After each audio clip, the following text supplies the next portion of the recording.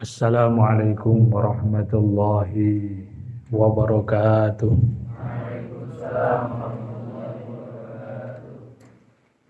A'udzu billahi minasyaitonir rajim. Bismillahirrahmanirrahim. Alhamdulillahi rabbil alamin. Wa bihi nasta'inu ala umuri dunya waddin. Wassalatu wassalamu ala sayyidina wa nabiyina wa syafi'ina Muhammadin wa ala alihi wa ashabihi ajma'in, amma ba'd. Alhamdulillah wa syukurillah, pada malam hari ini, malam Sabtu menjelang setiap kali akan kita majelis zikir, kita para santri-santri As-Siddiqiyah membuka majelis ilmu yang diberi nama Mafahim Aswaja. Mafahim artinya pemahaman-pemahaman, keyakinan-keyakinan, pengetahuan-pengetahuan yang harus dimiliki oleh kita-kita yang beraliran ahli sunnah wal jamaah. Jangan sampai kita santri yang ahli sunnah wal jamaah tidak faham akidah-akidahnya. Kita selaku santri harus punya pengetahuan, harus punya ilmu yang memadai, ilmu yang cukup untuk menjadi seorang ahli sunnah wal jamaah. Karena seorang ahli sunnah wal jamaah tidak cukup dengan pakaian saja, tidak cukup dengan songkok, tidak cukup dengan jubah saja. Harus memiliki ilmu dan pemahaman yang berkualitas baik. Ya, jangan sampai kalian jadi generasi yang kosong ilmunya. Jangan sampai kita menjadi generasi yang minim ilmunya. Ya. Jangan sampai hanya jadi generasi yang cuma yel-yel saja, tapi tidak punya ilmu, tidak punya kualitas yang cukup. Nah, mari kita buka dengan membaca doa bersama-sama. Bismillahirrahmanirrahim. Subhanakallahumma Rabbana la ilma lana illa ma 'allamtana innaka antal alimul hakim wa tub 'alaina innaka antat tawwabur rahim wa taqabbal minna innaka antas samiul alim wa 'allimna min ladunka ilman nafi'a ya dzal jalali wal ikram. Allahumma aftah lana hikmataka wansur alaina rahmataka ya dzal jalali wal ikram. Rabbi zidni ilma warzuqni fahma wa wasi' fi rizqi wa barik li fima razaqtani waj'alni mahbuban fi qulubi ibadika wa azizan fi uyunihim waj'alni wajihan fid dunya wal akhirah wa minal muqarrabin ya katsiran nawal ya Hasan al-Fi'al ya qaiman bila zawal falakal hamdu ya mubdian bila misal falakal hamdu wal minnatu wasyarafu ala kulli hal. Al-Fatihah. A'udzubillahi minasyaitonir rajim. Bismillahirrahmanirrahim. Alhamdulillahirabbil alamin arrahmanir rahim maliki yaumiddin. Iyyaka na'budu wa iyyaka nasta'in ihdinas siratal mustaqim siratal ladzina an'amta 'alaihim ghairil maghdubi 'alaihim waladdallin. Amin. Nah, seperti biasa yang merasa ngantuk segera keluar dulu. Karena biasa saat-saat begini rawan-rawannya setan menyerang mata. Kalau setan sudah menyerang mata, akibatnya menjadi Nah, pada kesempatan ini kita akan membahas satu cerita. Cerita ini bukan sembarang cerita, tapi cerita ini ditulis dalam Al-Quran. Cerita ini diabadikan dalam Al-Quran. Kalau dongeng itu sekedar dongeng, tapi tidak ada buktinya. Kadang sulit untuk dibuktikan. Tapi kalau cerita itu ditulis di Al-Quran, pasti 100% benar. Pasti 100% terjadi. Kisah ini tentang pertemuan seorang Rasul yang bernama Nabi Musa dan Nabi Khidir. Nabi Musa itu seorang Nabi dan Rasul. Namanya lebih dari 100 kali disebutkan dalam Al-Quran. Tapi Nabi kita nggak nyampe 30 kalau nggak salah. Nabi kita cuma 20 sekian. Aneh kan? Al-Quran yang diturunkan kepada Nabi, nama Nabi sendiri, Kanjeng Nabi kita ini, nama Nabi kita, Nabi Muhammad. Nama Nabi kita cuma berapa? Kalau nggak salah 20 apa 30 kali. 20 kali. Tapi nama Nabi Musa lebih dari 100 kali. Kalau nggak salah 133. Ini berarti bukti bahwa Al-Quran itu bukan bikinan Kanjeng Nabi. Kalau bikinan Kanjeng Nabi kan ya pasti nama Kanjeng Nabi sendiri paling banyak. Ya enggak? Ini malah nama orang lain namanya berapa puluh 133 kali disebut nama Nabi Musa. Tapi ada nabi yang tidak pernah disebutkan namanya, Nabi Khidir. Namanya nggak pernah disebut dalam Al-Quran, tapi orangnya ada. Nah, nanti kita akan menceritakan pertemuan Nabi Musa dan Nabi Khidir. Nah, dimulai dari surat Al-Kahfi ayat 65.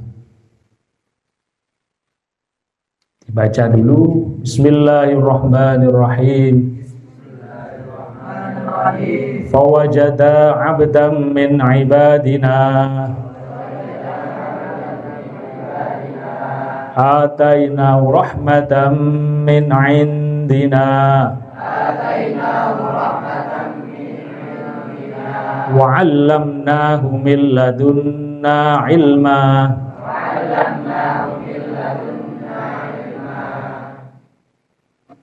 Artinya begini. Lalu mereka dua orang itu, yakni Nabi Musa dan Nabi Yusha, bertemu dengan seorang hamba namanya Nabi Khidir di antara hamba-hamba kami. Awal mulanya Nabi Musa begini, awal mulanya Nabi Musa itu satu saat khutbah ceramah di depan kaumnya, ya kayak begini nih, khutbah, ada kaumnya berkumpul. Tiba-tiba ada satu pertanyaan. Wahai Nabi Musa, saya bertanya. Oh, silakan tanya. Di muka bumi hari ini siapa orang yang paling alim? Orang paling hebat ilmunya. Jawabannya Nabi Musa dalam hatinya, karena merasa hari ini yang muslim itu cuma saya dan kalian. Satu negara itu nggak ada yang Islam. Yang Islam cuma Nabi Musa sama kaumnya. Sedangkan Nabi Musa itu Rasul, Nabi, kaumnya adalah rakyatnya. Maka secara tegas Nabi Musa mengatakan, saya yang paling alim. Begitu berkata begitu, langsung ditegur. Ditegur oleh malaikat Jibril. Malaikat Jibril diperintahkan oleh Allah Subhanahu wa Ta'ala. Ditegur. Kira-kira bahasanya begini, gak benar itu kamu yang paling alim. Ada orang yang lebih alim lagi daripada kamu. Kamu gak baik berkata begitu. Itu sombong namanya.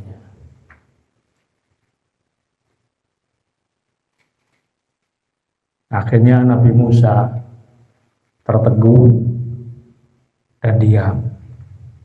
Maka sebagai hukumannya kamu harus mencari hamba. Hamba ini tempatnya tersembunyi. Terus gimana malaikat? Ya udah kamu cari sekarang. Gimana caranya? Di mana tempatnya? Apa petunjuknya? Kamu bawa wadah. Kamu isi air. Kamu isi ikan. Kamu bawa air dan ikan dan wadah tadi, kamu bawa jalan. Nanti kalau ikan itu melompat dan hilang, kamu akan ketemu sama orang itu. Kata Nabi Musa, ya, saya akan jalan. Udah. Ketika cari ikan, Nabi Musa dibantu oleh pembantunya, namanya Nabi Yusha. Yusha bin Nun namanya. Nabi juga ini. Nah, berangkatlah dua orang tadi. Berangkat sampai capek keduanya. Saking capek dan letihnya, akhirnya Nabi Musa dan Nabi Yusha duduk ketiduran. Di tengah-tengah tidur tadi ikannya lompat. Lompat di sebuah tempat namanya Majma'al Bahraini, pertemuan dua laut. Ikannya lompat sudah. Begitu bangun, Nabi Musa kaget, loh mana ikannya? Yusha mana ikannya? Gak tahu Nabi Musa. Wah, ikannya hilang, berarti kita akan ketemu sama orangnya di sini. Ketika bertemu itu diceritakan oleh Al-Quran, fawajada abdam min ibadina. Lalu mereka berdua bertemu dengan hamba di antara hamba-hamba kami. Jadi namanya gak disebut Nabi Khidir, cuma disebut abdan, hamba. Atainahu rahmatan min indina.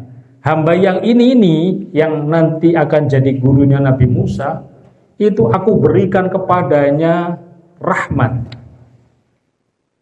Wa 'allamnahu min ladunna ilma, dan aku beri ilmu langsung kepadanya.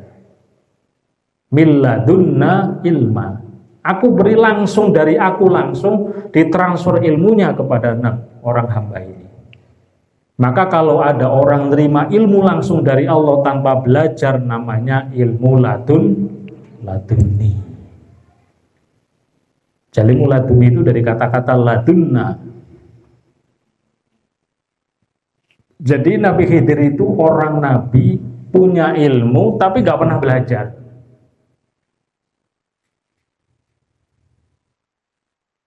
Pengen gak? Pengen, ya kalau pengen jadi Nabi.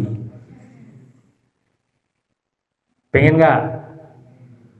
Memang boleh ada Nabi setelah Kanjeng Nabi? Boleh gak? Nah kalau gak boleh ya jangan pengen, gak bisa berarti.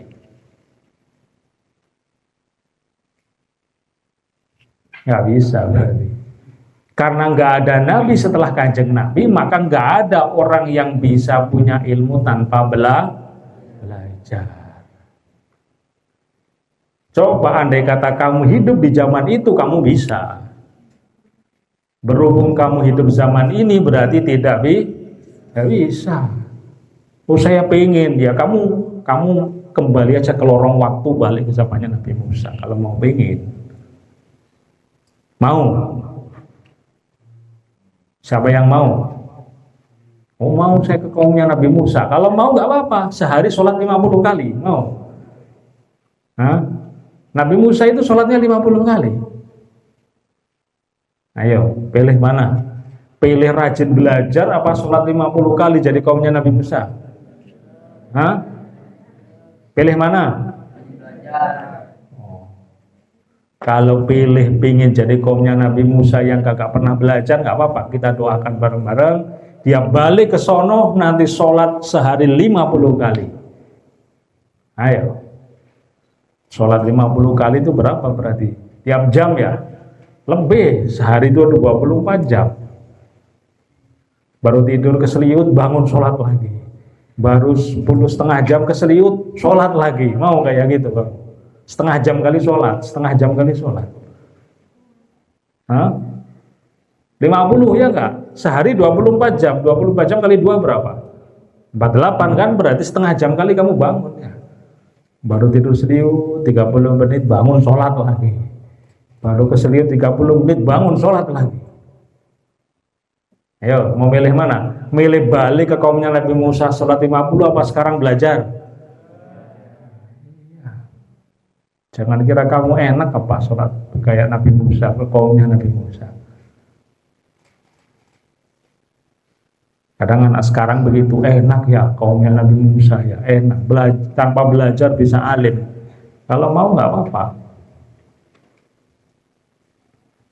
Nah, dah balik lagi ke sini.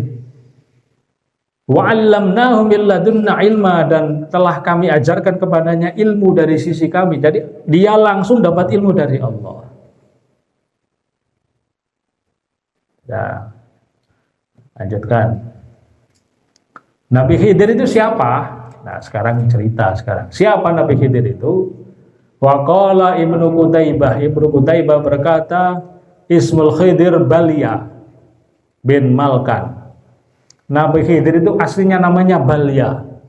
Jadi kalau ada anak laki-laki dikasih nama Balya nggak apa-apa, boleh. Oh, nanti anak saya namanya Balya, bagus. Itu nama aslinya Nabi Khidir. Al-Khodir itu artinya bahasa Arab artinya hijau. Hijau, warna-warna hijau itu. Nama aslinya Balya, ayahnya namanya Malkan. Balya bin Malkan. Kita urut ya. Malkan itu ayahnya, kakeknya namanya Falah. Falak punya ayah namanya Abir. Abir punya anak namanya Syalah.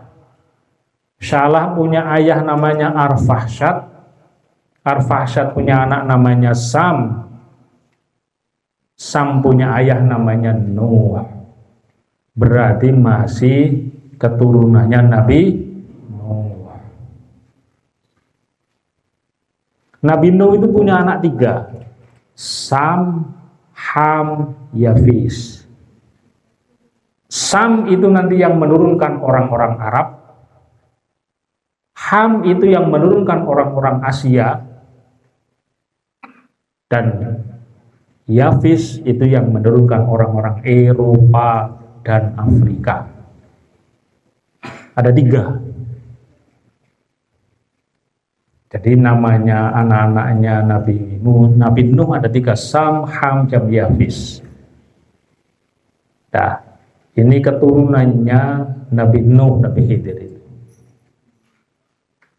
Ada pertanyaan, Nabi Khidir itu sekarang masih hidup apa sudah meninggal? Para ulama mengatakan Nabi Khidir itu masih hidup. Sampai hari ini, sampai nanti menjelang kiamat. Kok bisa begitu? Karena ketika beliau bermuajahah, ketika beliau wirid, akhirnya dikasih hadiah namanya Ma'ul Hayat. the water of life, air kehidupan. Diminumlah sama Nabi Khidir. Diminum karena air kehidupan, akhirnya hidup terus. 100, 200, 500, 1000, 2000, 3000 sampai hari ini Nabi Khidir masih hidup. Tugasnya apa Nabi Khidir itu sekarang? Setelah zamannya Kanjeng Nabi, para sahabat, para ulama-ulama salafus sholihin sudah habis, tugasnya Nabi Khidir menjadi orang yang mengangkat. Siapa yang diangkat? Wali. Jadi di muka bumi ini ada 40 wali autad namanya. Apa wali autad itu? Wali autad itu wali yang tiap hari wiridannya Allahul Kafi, Rabbunal Kafi, Qasadunal Kafi, Wajadanal Kafi, Likullin Kafi, Kafanal Kafi, wa ni'mal kafi, alhamdulillah. Itu namanya hizib autad. Ada wali yang diangkat oleh malaikat oleh Nabi Khidir 40 orang. Satu meninggal diangkat lagi gantinya, satu meninggal diganti lagi. Dia istilahnya penyangga bumi ini, pakunya bumi ini. Nggak boleh 40 orang ini habis, nggak boleh. Satu meninggal, satu diganti, satu meninggal. Untuk menjaga 40 ini masih ada terus, itu tugasnya Nabi Khidir.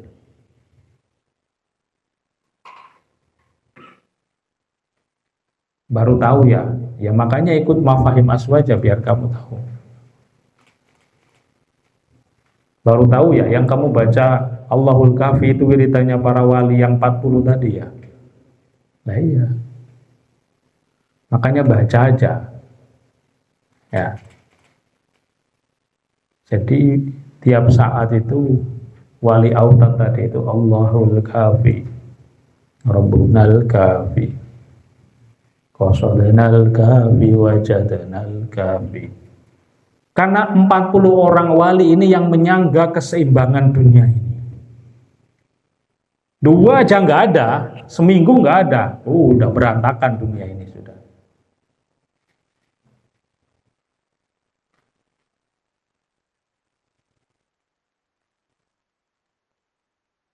Ya. Jadi tugasnya Nabi Khidir itu sampai hari ini terus berjalan.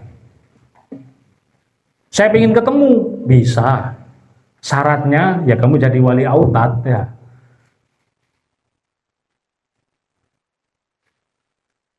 Gimana caranya? Ya, jadi wali dulu. Wali jadi orang alim dulu syaratnya. Nah, kalau kamu belum alim ya nggak bisa. Nah, kembali lagi ke sini, Nabi Musa itu adalah seorang rasul dan nabi yang memegang syariat.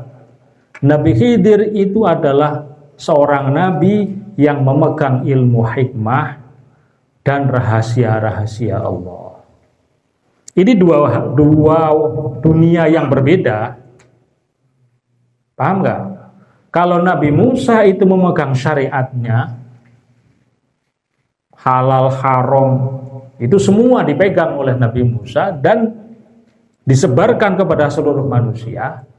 Tapi Nabi Khidir itu memegang hikmah dan rahasia-rahasia Allah.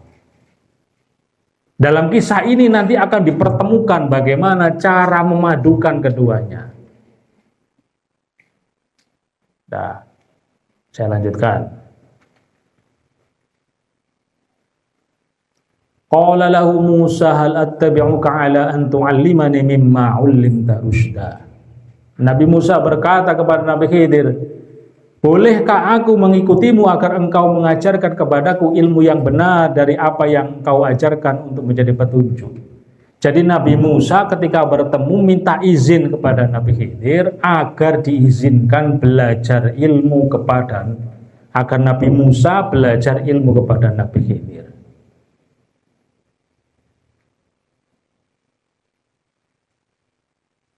Kalau mulai ngantuk, keluar wudhu dulu. Karena ini agak berat. Ya. Nah, saya ulangi lagi, kalau merasa ngantuk keluar dulu. Jadi salah satu misi diperintahkannya Nabi Musa ketemu sama Nabi Khidir itu bukan hanya bertemu, tapi Nabi Musa diperintahkan untuk belajar kepada Nabi Khidir. Makanya ini dikatakan, bolehkah aku mengikutimu? Ikut, agar engkau mengajarkan kepadaku ilmu yang benar. Maka Nabi Musa memposisikan dirinya sebagai murid dan minta izin agar Nabi Khidir bersedia menjadi guru. Murid harus mengikuti gurunya. Jangan sampai kebalik sama hari ini, guru mengikuti muridnya. Caranya bagaimana? Ya guru mendatangi, murid mendatangi gurunya. Makanya nggak cocok dalam Islam ada orang kursus, gurunya datang ke rumah, itu nggak cocok. Ada nggak yang kayak begitu? Nggak cocok itu. Sama Al-Quran ini nggak cocok. Jadi yang benar adalah murid mendatangi guru. Kalau kamu mau belajar sebagai murid, maka datangilah rumahnya guru. Jangan kamu suruh gurunya datang ke rumah kamu, kemudian ngasih les privat, ikro. Gurunya suruh datang ke rumah. Cocok nggak dengan ini? Cocok apa enggak? Nggak cocok. Namanya murid pasti prinsipnya mendatangi guru. Udah sampai kapan kalau ada namanya guru kok mendatangi murid? Muridnya belajar kursus ini, gak bakal manfaat. Kalau mengikuti Al-Quran, maka murid mengikuti gurunya. Ini kan, bolehkah aku mengikutimu? Jadi minta izin, aku murid akan mengikuti Anda.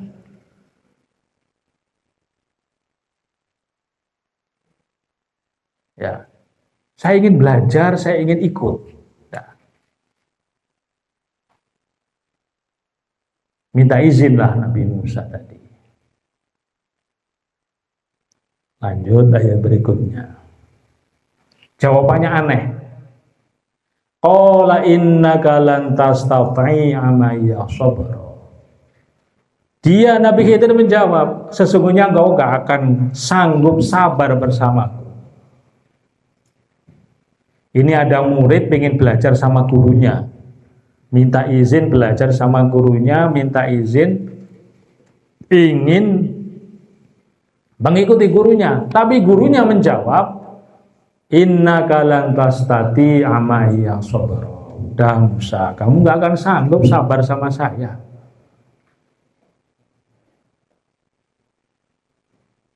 Tadi di awal sama apa disampaikan. Nabi Musa itu nabi pembawa syariat. Nabi Khidir itu pembawa hikmah dan rahasia Allah. Karena Nabi Khidir tahu rahasianya Allah, maka kemudian Nabi Khidir mengatakan sebagai guru, kamu gak akan kuat Musa mengikuti saya.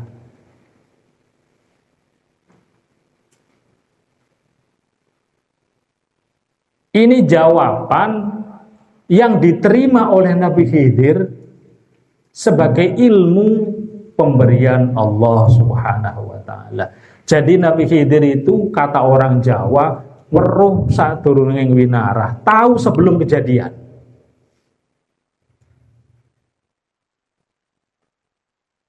Nabi Khidir itu tahu sebelum kejadian. Dan itu ilmunya milladunna ilma, ilmunya dari Allah.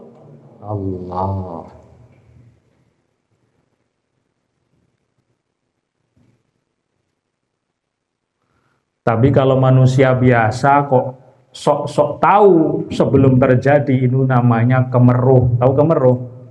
Sok belagu tahu. Sekarang coba kamu angan-angan, kira-kira kamu tahu nggak besok yang terjadi apa? Hah? Kamu sendiri aja, pada diri kamu sendiri. Besok kira-kira kamu makan berapa suap besok pagi?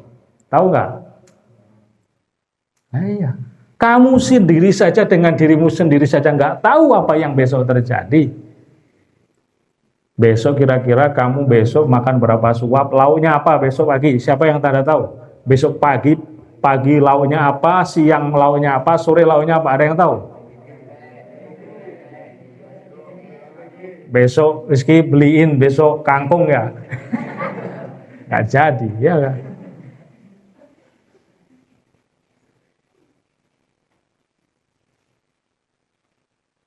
Nggak bakal tahu.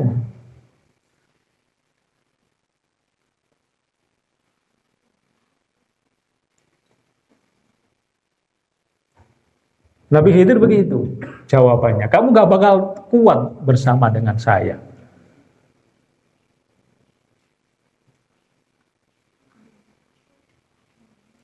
Ini berarti menolak? Bukan. Ini Nabi Khidir menolak? Bukan. Tapi Nabi Khidir mengasih tahu, besok yang terjadi kamu gak akan kuat bersama saya. Jadi bukan menolak ini. Gak boleh seorang guru menolak muridnya, itu gak boleh. Ada murid belajar, saya ingin belajar guru, ya belajar. Tapi Nabi Khidir dikasih tahu sama Allah, katanya kan dikatakan di awal, wa atainahu min ladunna ilma. Nabi Khidir sudah dikasih tahu ilmu sama Allah, ini nggak bakal kuat.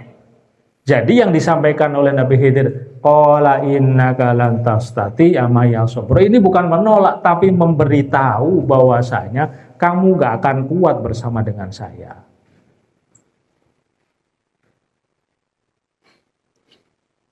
Sebagai murid penasaran Nabi Musa, loh kok bisa?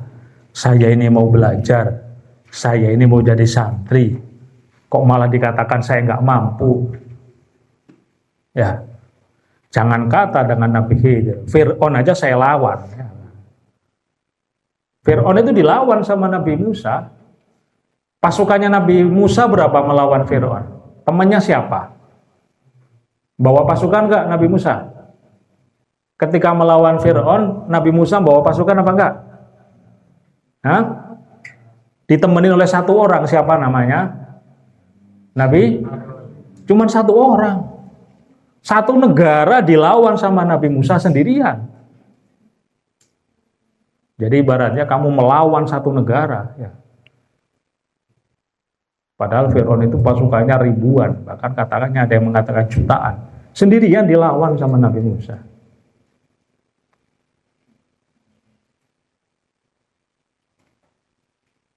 Ya, kalau kalian gelap-gelap aja takut, ya. Kamu jalan gelap-gelap aja takut, lari, ya. Dah. Jawab yang unik ya, Nabi Khidir unik. Kamu gak akan bakal kuat. Nah, lanjut lagi. Allahumma sholli ala Muhammad. Wa kaifa tasbiru ala ma lam tuhid bihi khubra. Bagaimana engkau akan sanggup bersabar atas sesuatu yang kau belum mempunyai pengetahuan yang cukup tentangnya? Ketika Nabi Musa pede, saya akan sabar. Jawabannya Nabi Khidir, kamu mau sabar gimana? Wong kamu besok nggak tahu apa yang terjadi kan? Besok yang terjadi nggak tahu kan? Ini berarti menunjukkan Nabi Khidir itu sudah tahu apa yang nanti akan terjadi, dan pengetahuannya Nabi Khidir itu berasal dari Allah.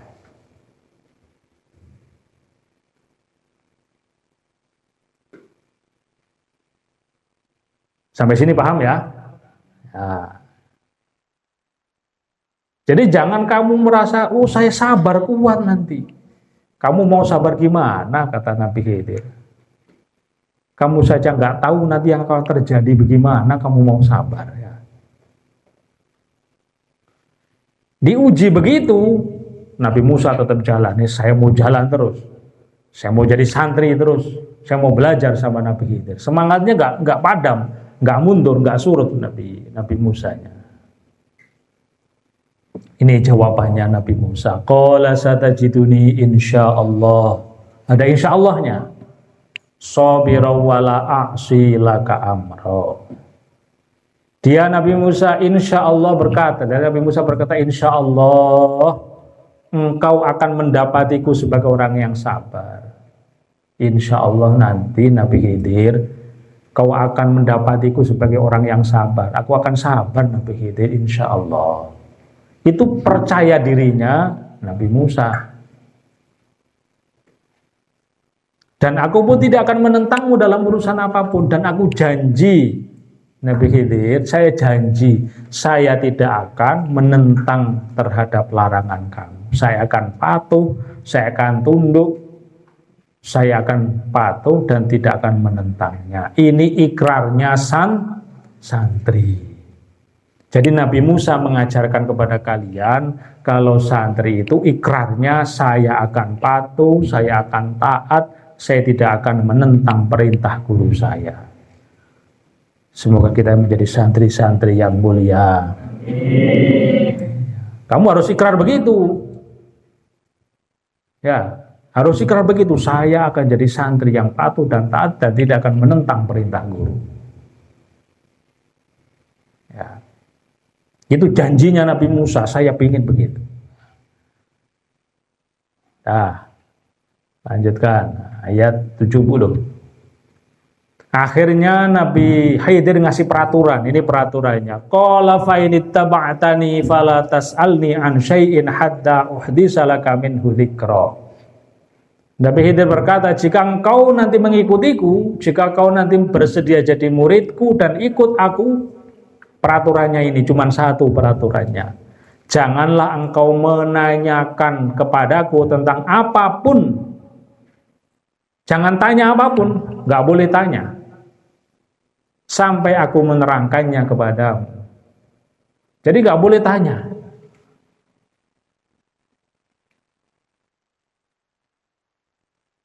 Ini murid Nabi Musa, alim orangnya, cerdas, alim orangnya. Ketika berguru kepada Nabi Khidir, peraturannya cuma satu, nggak boleh tanya. Ya kalau yang jadi murid kita ya pasti seneng, nggak boleh tanya, enak, diem aja, ya nggak? Iya. Wong kita bodoh, ya nggak? Kalau dikata guru, kamu semuanya peraturannya bebas, yang penting jangan tanya. Wah, kalau kita pasti seneng, karena kita bodoh. Tapi kalau orang cerdas dilarang tanya, wah itu menyakitkan sekali, tersiksa. Karena sekali lagi Nabi Musa adalah Rasul, Nabi Musa orangnya alim. Kalau orang alim itu cerdas, orang alim itu pasti penasaran. Orang alim itu pasti akan bereaksi kalau ada sesuatu yang tidak tepat, akan bereaksi.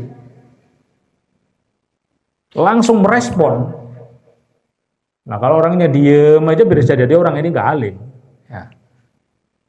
Tanda-tanda orang alim sama bukan itu menurut Al-Quran ini gampang sebenarnya. Kalau dia diem aja diterangkan, begini, ini berarti nggak alim itu ya. Kalau diterangkan kok kemudian merespon, wah ini begini, ini wah. Kalau muncul penasaran, dan penasarannya ini sudah sangat menggelora, nggak bisa menahan rasa penasaran, berarti itu tanda-tanda dia orang alim gitu.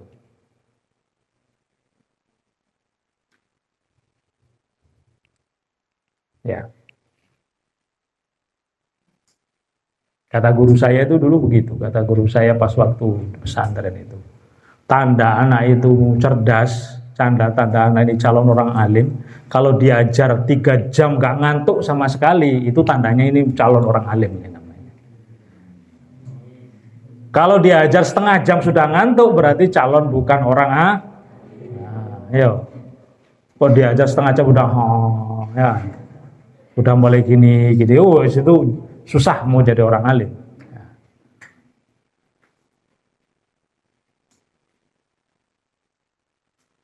Kok diajak ngaji, diajak belajar sampai subuh kuat, masih semangat, wah ini tanda-tanda orang alim ini sudah.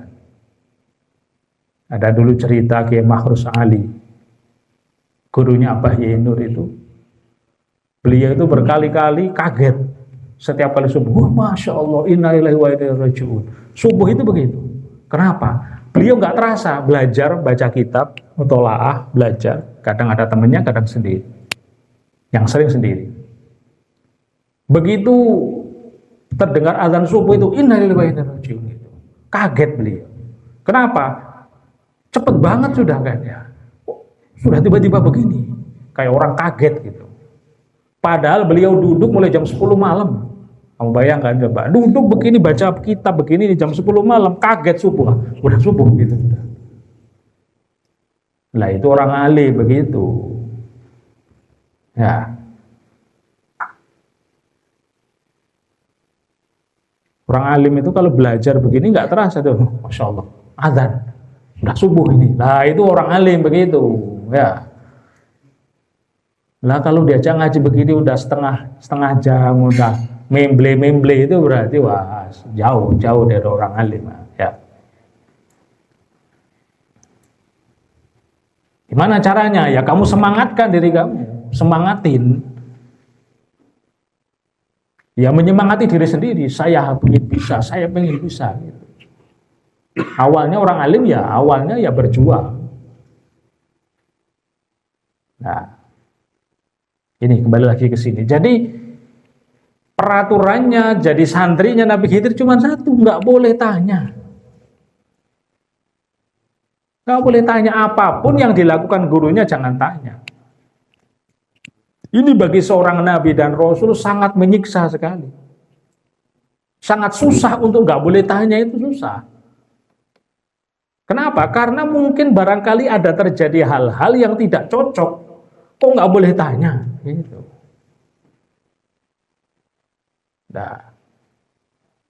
Nah, sebelum lanjut ini Abah cerita sedikit. Jadi Abah bikin materi kayak gini ini kejar-kejaran sama waktu.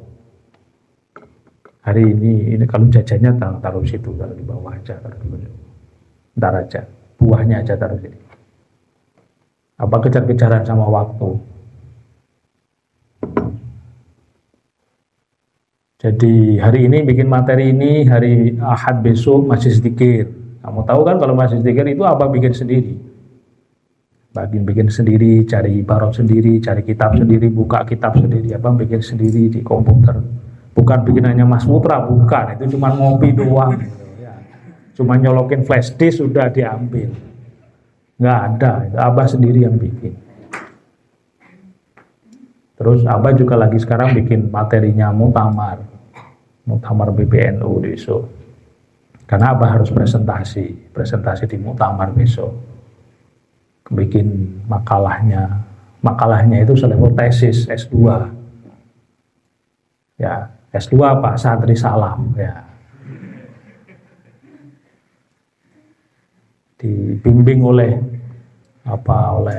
mentornya langsung Pak Kiai Khalil Nafis, jadi bikin. Tadi sore itu Mas Putra ngambil materi ini, langsung zoom sama Dirjen Pajak.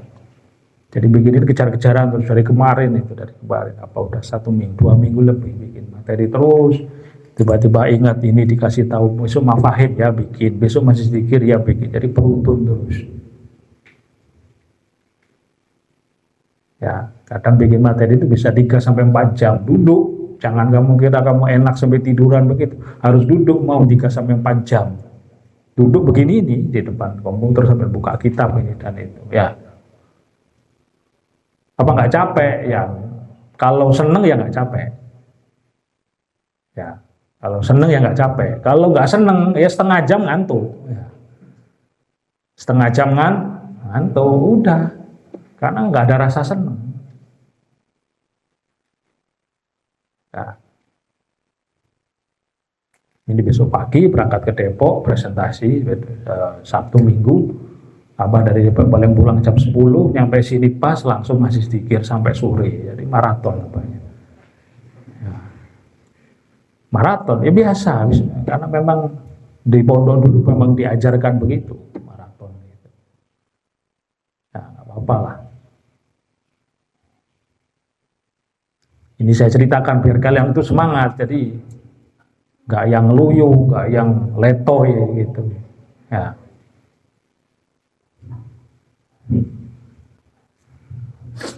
Nah, Allahumma sholli ala Muhammad.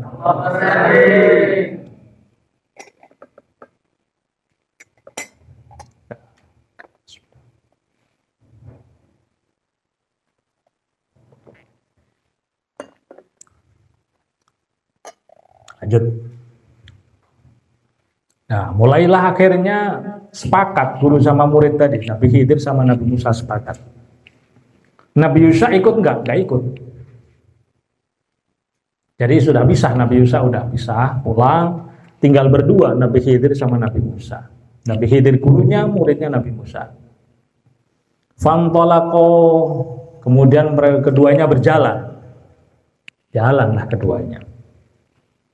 Hatta idza raqiba fis sabina, sampai kemudian keduanya menaiki perahu. Naik perahu. Berarti kan perahu itu di laut, ya enggak? Karena tadi Nabi Khidir itu ketemu sama Nabi Musa, tandanya kalau ikan yang dibawa oleh Nabi Musa meloncat hilang. Tadi kan cerita awalnya gitu kan, Nabi Musa bawa ikan sampai nanti tandanya ketemu Nabi Khidir kalau ikannya loncat. Loncatnya di mana? Tadi katanya Majma'al Bahraini, pertemuan dua laut. Nah, akhirnya keduanya naik perahu. Khorokoha, tiba-tiba Nabi Khidir kemudian melubangi perahu tadi. Ya, sampai di pinggir pantai dilubangin perahu, dilubangin perahu. Ada beberapa perahu yang dilubangin, yang lain enggak. Kira-kira kalau perahu dilubangin nanti dibawa lagi ke tengah laut, kira-kira masih bisa jalan apa tenggelam? Kalau orang cerdas ini ngerespon nggak? Diem apa malah diem aja apa ngerespon? Ya kalau orangnya nggak cerdas, nggak alim, diem aja udah dibiarin. Ya. Oh jadab gitu. Kalau orang yang nggak pinter begitu ngomongnya. Nabi Musa langsung berpikir, loh ini ada perahu. Perahunya Nabi Khidir bukan. Kok tiba-tiba perahunya dilubang-lubangin begitu? Jadi separuh ada lubangin gede. Lubangin gede. Beberapa, tapi yang lain dibiarkan. Dan itu bukan perahunya Nabi Khidir, perahunya orang. Nabi Musa sebagai pembawa syariat, tadi kan di awal saya ceritakan Nabi Musa itu pembawa syariat. Hukumnya gimana sekarang? Perahu bukan miliknya, tiba-tiba perahunya dilubangin. Menurut syariat, menurut fikih boleh nggak kira-kira? Kira-kira boleh nggak? Contoh ada mobil orang, kamu parkir, contoh kamu di Senayan, lagi main bola, bannya kamu copotin ya, mesinnya dilepasin ya. Kira-kira ini perbuatan bener apa enggak?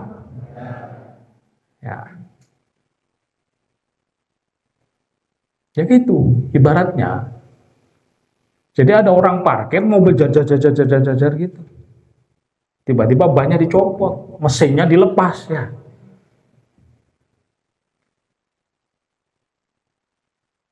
Nabi Musa sebagai pembawa syariat, sebagai orang yang menegakkan syariat, kalau diem bener apa salah?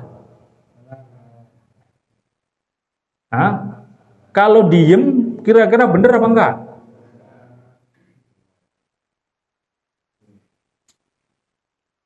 Kan Nabi Musa itu yang menyebarkan syariat. Wahai kaumku, enggak boleh mengambil harta orang lain. Wahai kaumku, tidak boleh merampas harta orang lain. Nabi Musa yang menyampaikan itu, tiba-tiba di depannya terjadi pelanggaran syariat. Kemudian Nabi Musa diem saja. Kira-kira benar apa enggak? Yang benar harusnya bagaimana? Harusnya menyampaikan. Ini enggak benar ini. Kalau kemudian Nabi Musa merespon ini tidak benar, kira-kira Nabi Musa itu sudah benar apa belum? Coba kemudian Nabi Musa merespon, ada orang nyolongin ban mobil, mesinnya mobil diangkatin, terus ada orang protes, jangan kamu teruskan. Kira-kira bener nggak orang itu? Kalau diem saja, jangan-jangan itu temennya, ya nggak?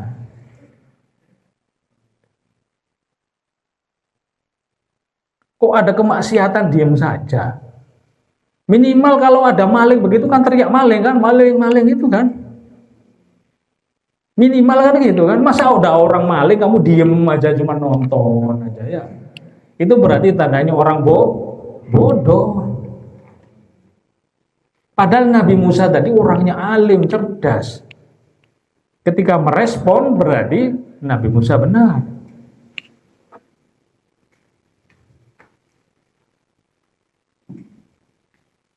Akhirnya Nabi Musa berkata begini, apakah engkau melubanginya untuk menenggelamkan penumpangnya? Nabi Khidir itu kalau kamu lubangin kemudian dipakai orangnya nggak tahu lubangnya, kira-kira tenggelam apa enggak? Tenggelam. Itu responnya Nabi Musa. Sungguh engkau telah berbuat satu kesalahan yang besar. Ya, itu responnya Nabi Musa. Karena Nabi Musa pembawa syariat. Ya kayak tadi itu, ada maling, kamu diem aja nonton aja. Malah takut tidur. Ya udah habis ya di malingnya. Maka merespon Nabi Musa. Beraksi Nabi Musa. Ini salah ini. Ya, akhirnya bertanyalah Nabi Musa, kamu ini ngelubangin mau nenggelamkan orang-orang yang naik perahu. Lanjut ayat berikutnya, jawabannya Nabi Khidir, qala alam aqul innaka lan tastati'a ma'iyal sabra. Jawabannya Nabi Khidir sama kayak tadi. Bukankah sudah aku katakan Nabi Musa, kamu gak akan sanggup bersama dengan aku.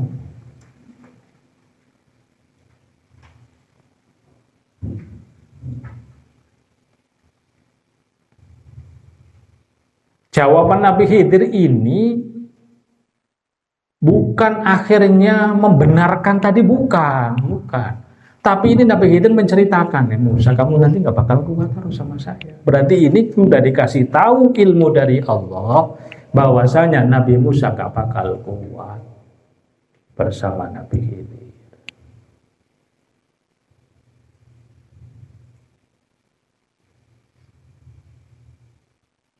Ya. Nah. Jangan kamu pahami, berarti kalau orang levelnya seperti Nabi Khidir sudah tahu ilmunya Allah boleh berbuat maksiat. Bukan, salah. Ya. Nanti kalau begitu ada orang ngaku-ngaku, wah saya Nabi, saya Rasul, boleh akhirnya nggak sholat, ya. Boleh akhirnya semaunya sendiri, nggak boleh. Ini jawaban Nabi Khidir bahwasanya kamu nanti di akhir cerita nggak bakal kuat sabar. Dan kamu sudah melanggar peraturannya sekali kamu bertanya. Jadi kamu protes, kamu bertanya. Nah, satu. Nabi Musa sudah melanggar aturan gurunya, tidak boleh bertanya. Allahumma sholli ala Muhammad. Yang ngantuk keluar wudhu dulu. Jawabannya Nabi Musa minta maaf akhirnya. Begini jawabannya. Qala la tu'akhidni, janganlah engkau menghukumku karena kelupaanku. Jadi ini minta maaf guru, jangan kau hukum aku atas karena kelupaanku. Saya merespon itu lupa dengan peraturannya Anda. Saya tadi merespon bertanya itu, saya lupa dengan peraturan Anda. Peraturannya tidak boleh bertanya. Dan janganlah engkau membebaniku dengan kesulitan dalam urusanku. Aku nggak tanya itu susah bagi saya. Jangan kau bebani aku dengan beban yang berat. Kalau aku disuruh nggak tanya itu susah. Paham? Ya karena sekali lagi Nabi Musa itu orangnya alim. Kalau orang bodoh suruh diem aja ya seneng, ya enggak? Seneng diem, wah seneng suruh diem, ya enggak? Lama-lama diem jadi ngantuk. Ya. Seneng kalau orang suruh diem akhirnya lama-lama tidur. Ya. Kalau orang alim malah berat, kalau suruh nggak tanya itu berat.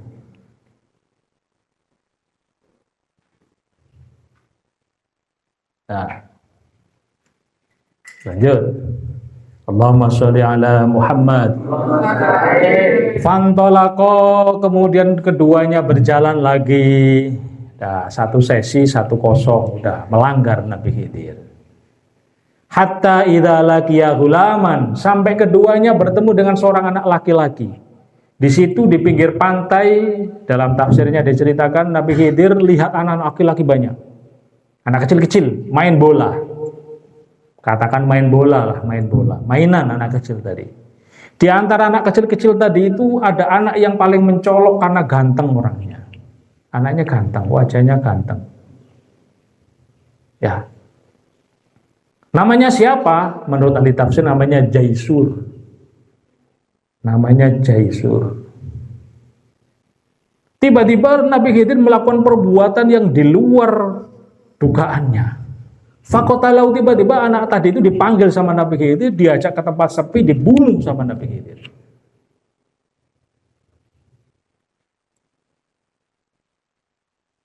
Padahal Nabi Musa itu pembawa syariat. Hukum membunuh adalah dosa besar. Dosa besar. Di depannya sendiri mata Nabi Musa, Nabi Khidir membunuh anak kecil.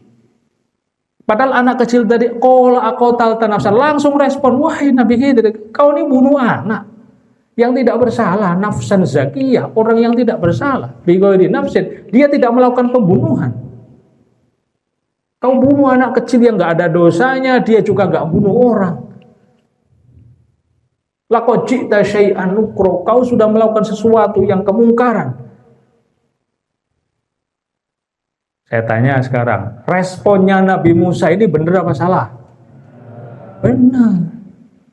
Karena Nabi Musa pembawa syariat, pembawa ilmu fikih. Melihat ada kemungkaran di depannya langsung merespon. Ya.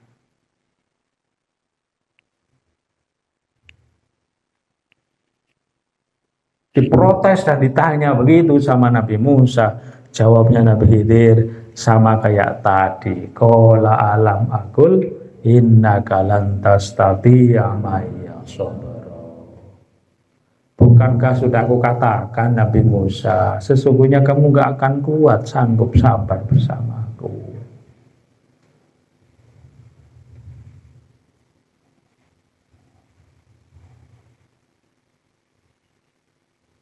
Nabi Musa ini ya repot, saya bertanya melanggar aturan guru saya, nggak boleh tanya. Tapi kalau saya diam saya juga salah, karena ada kemungkaran di depan saya.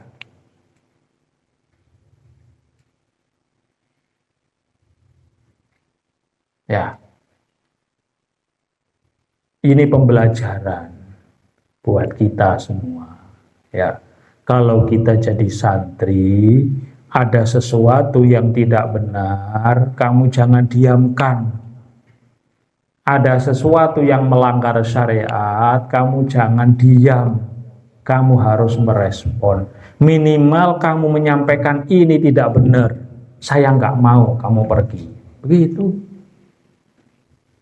Contoh, naudzubillah tsumma naudzubillah. Ada seseorang mengambil barang temannya. Kamu tahu di depan mata kamu. Kamu diam saja, salah. Kamu harus merespon, nggak bener itu. Kalau dia tetap ngotot, ingatkan, kamu nggak bener. Ini ngambil milik orang. Kalau dia tetap ngotot, tinggal pergi. Jangan kamu diam saja. Ya.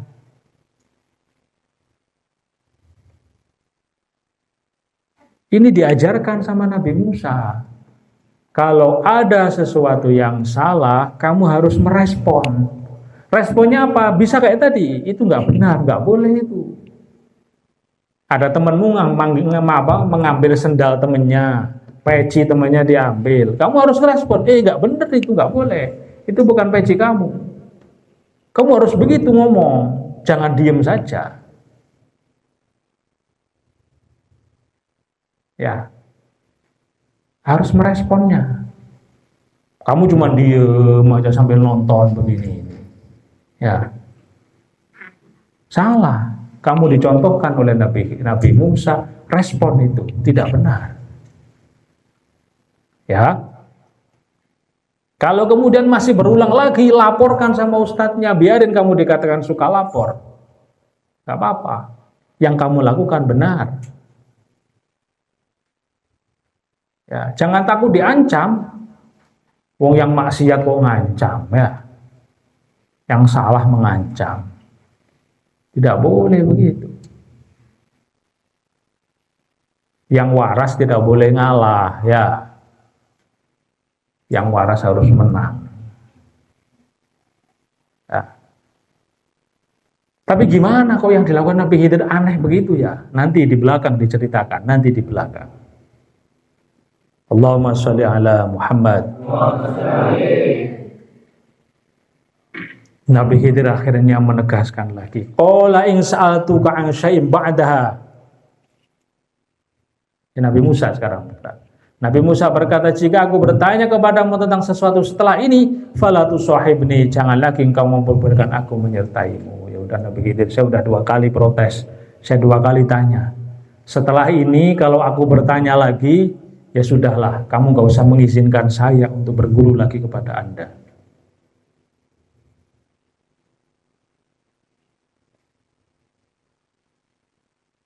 Jadi mengakui kesalahannya Nabi Musa, saya mengakui saya salah. Telah melanggar aturan Anda tidak boleh tanya, wahai guru.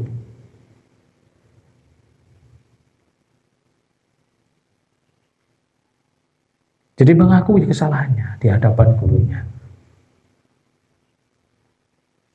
Sungguh engkau telah mencapai batas yang wajar dalam memberikan udzur atau maaf kepadamu. Jadi maafmu cuma 2 kali, 3 kali sudah terakhir. Jadi kalau ada orang sekali salah minta maaf, sekali salah minta maaf. Kalau sudah 3 kali sudah maaf udah nggak ada lagi. Ya, ntar kebiasaan orangnya. 1 kali minta kasih, 1 kali minta kasih. Kalau keterusan, nah, kebablasan itu namanya. Ya, jadi kebiasaan ntar. Ya, jangan mau. Ya. Kalau ada anak, misalkan saya minta, oh ya silakan sekali. Besok lagi saya minta lagi ya, oh silakan. Tapi kalau sudah 3 kali enggak ada. Ntar jadi sekali lagi, ntar jadi biar tidak jadi biar enggak kebiasaan. Ntar suka minta. Sifat peminta-minta, pengemis itu jangan kamu biasakan. Orang memang kadang butuh, ya. Tapi kalau terus-terusan minta terus, jadi mentalnya mental pengemis namanya. Ya, sekali 2 kali nggak apa-apa, boleh, karena memang kalian manusia, kalian butuh orang lain. Tapi jangan kebiasaan. Dikit-dikit pakai baju temennya, dikit-dikit baju temennya dipakai, ntar jadi kebiasaan, nggak boleh. Ya.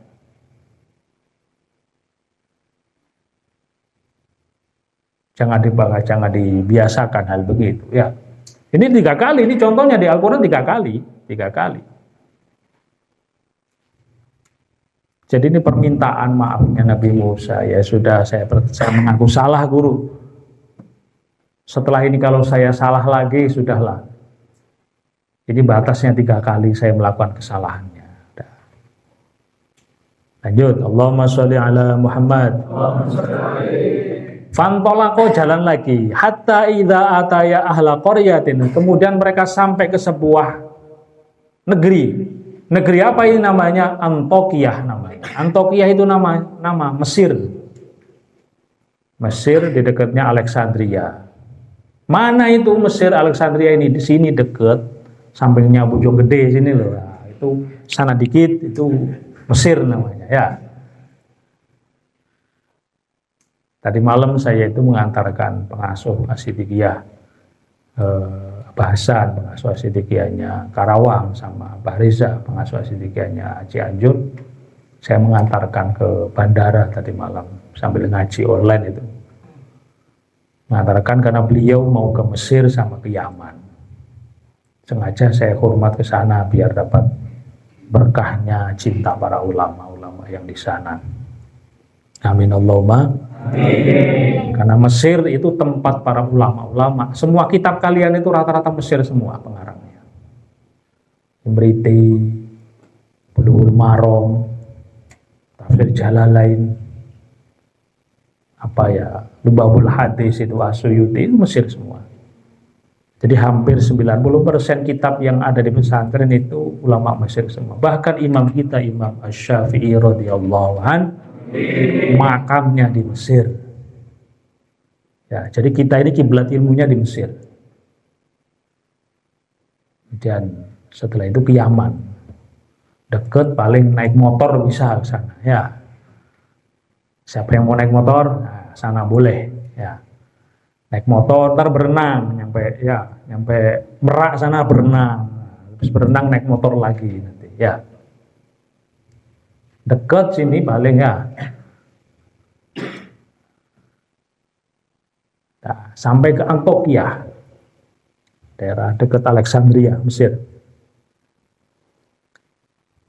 Istad'ama ahlaha, akhirnya mereka berdua minta dijamu oleh penduduknya. Karena zaman dulu itu biasa, kalau orang perjalanan, di tengah perjalanan biasa, ada seorang musafir kemudian minta jamuan musafir. Itu tradisi sejak dulu. Di tempat-tempat tertentu biasanya disediakan makanan-makanan atau minuman khusus untuk musafir. Kenapa begitu ada? Karena zaman dulu itu perjalanan dari satu tempat ke tempat lain jauh. Terus kemudian panasnya padang pasir yang begitu luar biasa, akhirnya banyak orang yang berbaik hati menyediakan fasilitas musafir. Ternyata setelah Nabi Khidir sama Nabi Musa sampai ke sana, minta dijamu sebagai seorang musafir, satu kampung itu nggak ada yang respon, cuek semua. Dicuekin lah, Nabi Khidir sama Nabi Musa itu dicuekin. Ketika dicuekin ya nggak seperti orang sekarang, hanya ngaku ini gua nabi ya nggak ada. Itu kan kalau kalian kan ya, ini gua nabi nih, lu jangan belagu kan begitu ya.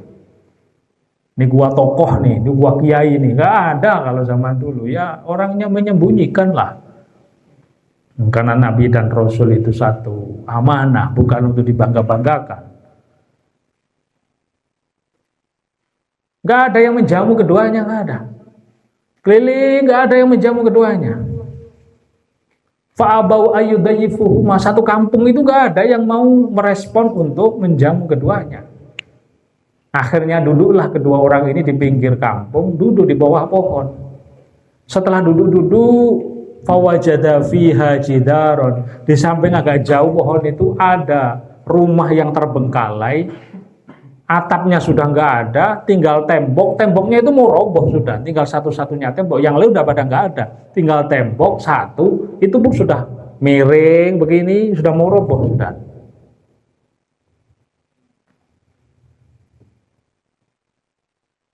Lalu kemudian Nabi Khidir ngajak Nabi Musa, ya Musa, kita bangun rumah itu. Udah nyari batu sehari, 2 hari, 3 hari, 4 hari. Nama bangun ya lama ya. Bangun ya lama lah, bangun. Ini rumah yang mau roboh tadi dibangun jadinya.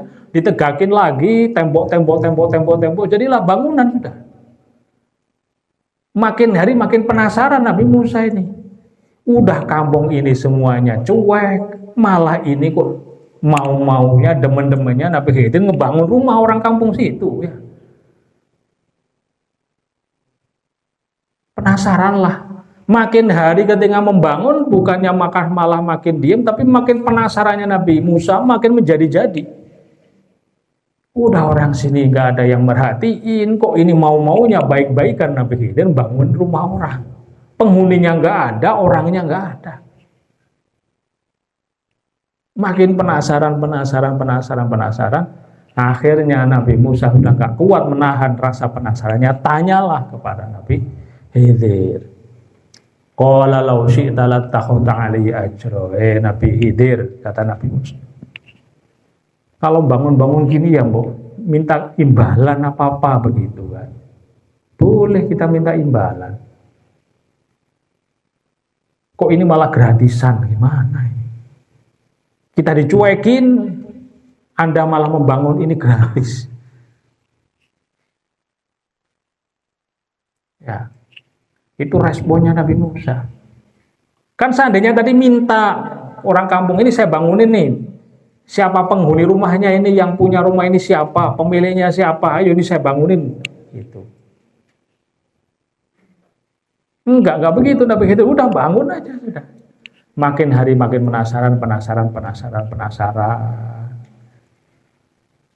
Ditanyalah Nabi Khidir, "Qala law syi'ta latakhadta 'alayya ajra." Seandainya Anda itu minta gaji, boleh. Kenapa Anda kok gak minta gaji aja? Boleh.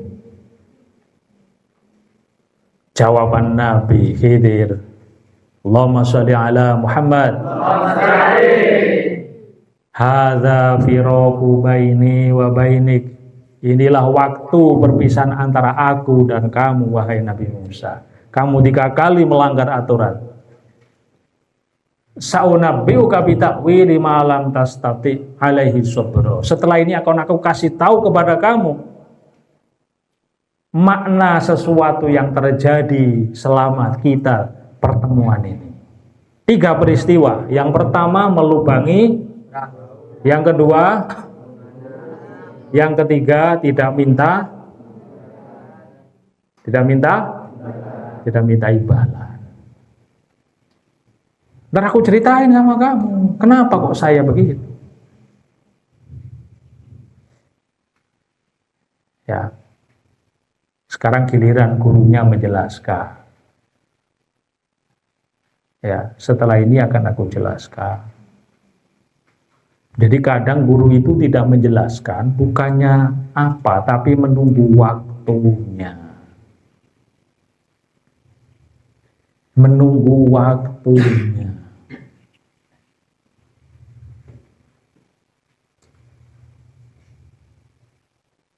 Kadang guru itu punya idrok, punya analisa waktu yang tepat sekarang untuk menyampaikan.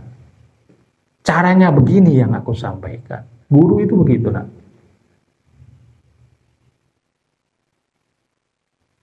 Ada masyhur cerita ini di pesantren saya di Lirboyo dulu. Di Lirboyo dulu ada beberapa santri zamannya Ki Abdul Karim rahimahullah ta'ala. Ada santri yang suka keluar malam. Diam-diam nyelinap keluar malam. Padahal melanggar peraturan pondok. Nggak boleh keluar tanpa izin. Malam-malam nyelinap lari. Ngapain di luar lah. Kalau zaman sekarang nggak tahu ngapain main di luar. Kabur lah istilahnya. Diam-diam kabur. Diam-diam kabur. Ini melanggar. Dan Ki Abdul Karim tahu itu melanggar. Tapi sama Ki Abdul Karim nggak diumumkan, wahai santri-santri itu yang melanggar kamu kemarin kabur ya. Nggak begitu. Guru itu punya idrok, punya analisa waktu yang tepat dan cara yang tepat untuk mengingatkan santrinya. Karena luar biasanya Ki Abdul Karim menulis. Aku tidak ridho kalau ada santri sering keluar tanpa izin malam hari. Kamu tahu kertas tadi ditempelin di mana? Apa ditempelin di tembok? Enggak. Tiba-tiba guru tadi Ki Abdul Karim jalan masuk masjid, ada beduk, gede beduknya. Ditaruh di bawahnya beduk. Aneh kan, pengumuman taruh di bawah beduk. Harusnya pengumuman ditaruh tembok harusnya. Tapi sama Ki Abdul Karim enggak, ditaruh di bawah beduk. Secara logika siapa yang mau baca, ya enggak? Tulisan pengumuman tadi itu bukan ditaruh di tembok, di masjid. Kan kalau itu kan semua santri tahu kan? Ya. Tapi sama gurunya aneh, malah ditaruh di bawah tembok.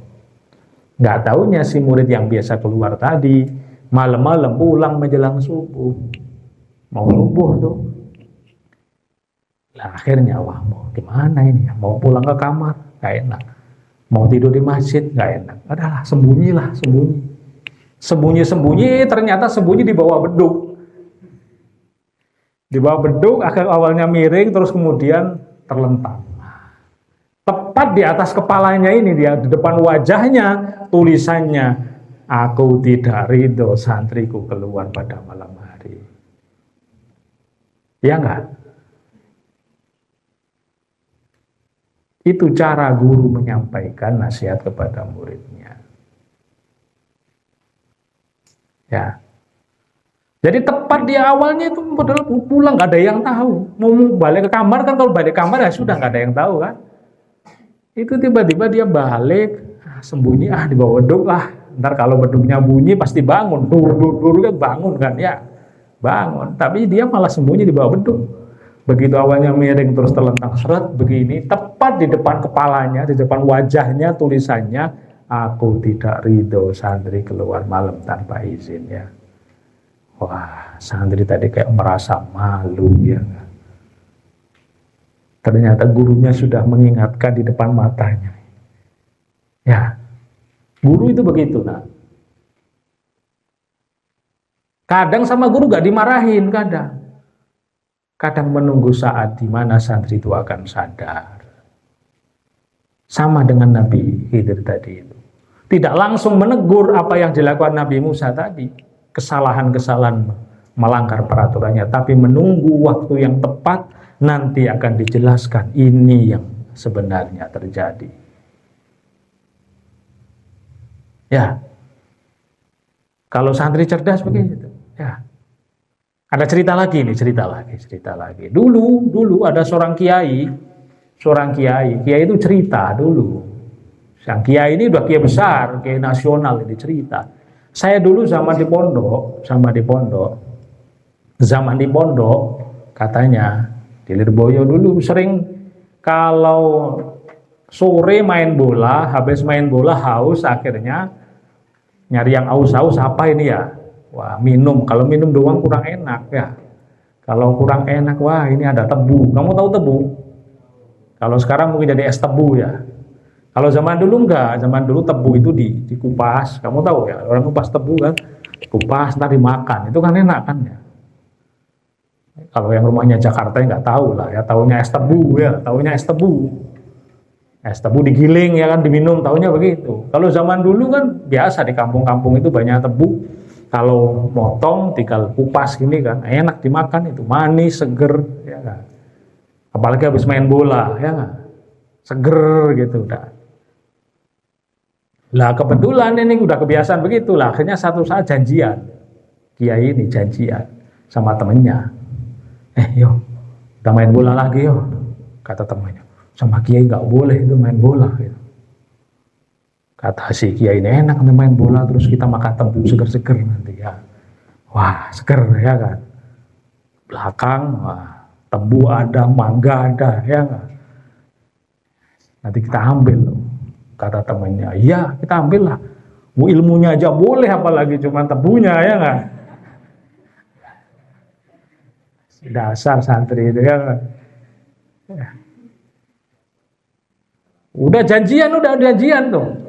Janjian berangkat, mau berangkat udah siap nih, siap santri itu 3 orang. Mau siap-siap, ini rundingannya di kamar. Memang dari kemarin udah main bola itu lah. Sih ketepatan pas mau main bola berangkat dari kamar. Kamarnya sekarang udah nggak ada, kamar Mars itu. Kamar dulu saya sering main di situ. Kalau belajar sama teman-teman kadang di situ dulu. Sekarang udah nggak ada kamarnya. Mars itu Malang, Rembang, Surabaya. Jadi kamarnya dibangun bareng-bareng sama anak santri Malang, Rembang sama Surabaya. Sekarang kamarnya udah roboh, udah nggak ada. Lah kiai besar ini, kiai nasional, semuanya orang tahu. Wah. Itu mau berangkat 3 orang tadi, tiba-tiba kiai datang sambil bawa tebu. Wah, ini sudah kelihatan ini, wah. Kiai datang, malah dipanggil. Mereka Gus. Nah, karena si ini anaknya kiai memang dipanggil. Gus, sini Gus. Mereka mau sini. Enggak pakai bahasa Indonesia. Sini. Ya, 3 orang tadi dipanggil sama kiai datang udah. Gus, tebu ini enak sekali ini ya. Nah, habisin tuh gitu ya. Malunya Masya Allah. Sudah niat mau mencuri tebunya kiai, malah dikasih tebu malahnya. Itu cara kiai mengingatkan sebenarnya. Ya. Jadi kamu jangan jadi polos-polos banget ya. Kadang kiai itu mengingatkan begitu caranya, dengan cara yang halus. Ya, kadang caranya halus. Tidak satu semua kesalahan itu dimarahin, itu tidak. Tidak semua kesalahan didamprat, diomelin, dimarahin, tasin. Enggak, kadang kiai itu begitu. Kadang caranya begitu. Ya, kadang begitu. Wah, kata kiai tadi, wah saya rasanya kayak ditampar rasanya ya. Malah mau ngambil tebunya malah dikasih kan duluan ya. Ini berarti gurunya udah tahu ini sudah. Sifat jelek saya ini sudah ketahuan sama guru saya. Udah Gus, ini makan aja tebunya, enak ini tebunya, udah makan aja sudah. Udah setelah itu kiai itu nggak berani lagi sudah. Ngambil tebu udah nggak berani lagi sudah. Tobat sudah kapok udah ya. Ya, paham ya? Jadi kadang guru itu mengingatkan begitu, sama dengan di Al-Quran ini. Kadang Nabi Khidir tidak langsung menegurnya, tidak langsung mengingatkannya, tidak. Jawaban Nabi Khidir dari tadi apa? Qala innaka lan tastati'a maya sabra. Kamu Musa nggak akan kuat sabar bersamaku. 3 kali jawabannya tetap sama. Qala innaka lan tastati'a maya sabra. Terakhir setelah ini akan aku kasih penjelasan. Kamu akan saya kasih penjelasan. Kenapa kok saya melakukan hal tadi? Ya. Loh kok habis? Dilanjut apa besok? Ini habis ini. Hah? Gimana? Tapi tulisannya habis gimana? Hah? Ini tadi ditungguin Mas Putra itu sudah bawa flash disk ini tadi ya. Sudah mau diambil ini tadi kan ya. Oh, karena kelamaan nunggu nggak enak abahnya, udah bawa aja sudah ya. Terus gimana ini udah habis gini? Dilanjut apa enggak? Apa dilanjut bulan depan? Bulan depan? Hah? Sekarang apa bulan depan?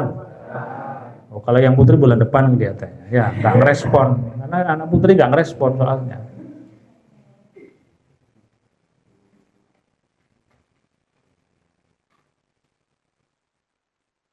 Apa ya? Kenapa kok Nabi Khidir begitu ya?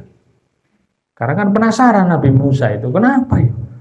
Satu ngelubangin perahu, jelas nggak boleh. Dua membunuh, yang jelas nggak boleh.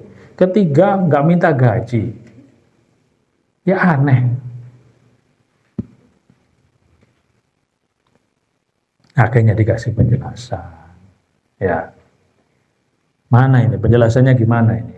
Ayo ambil Al-Quran, Al-Quran, buka Al-Quran, mana yang ada terjemahnya?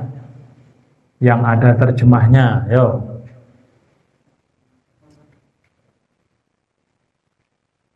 Ayo ambil Al-Quran, yang ada terjemahnya.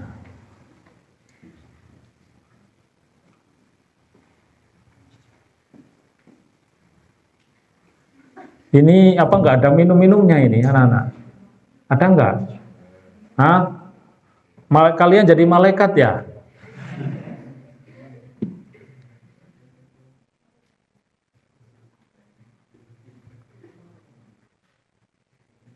Apa nagamanya di Aqidatul Awam wa malakun? Hah? Gimana? Diulangi.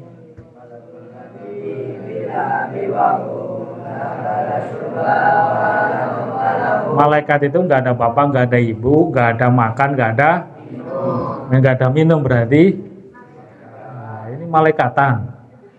Ayo. Mana ini minumnya? Nggak ada. Ayo keluarin biar nggak jadi malaikat, ini manusia aja. Ayo. Apa minta satu? Mana? Ini nggak ada ya. Ayo. Apa minta satu? Terjemahan.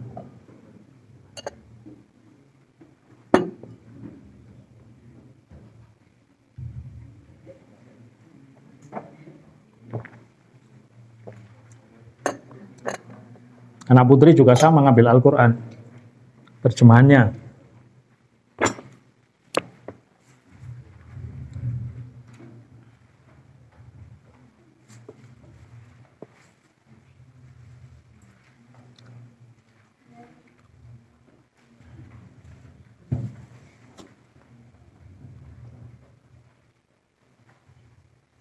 Ayo ambil.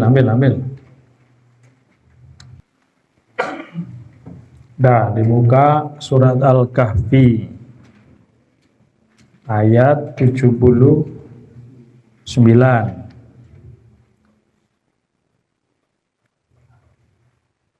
Ammas safinatu fakanat limasakina ya'maluna fil bahri fa'aradtu an 'aibaha wa kana wara'ahum malikun ya'khudhu kulla safinatin ghasba.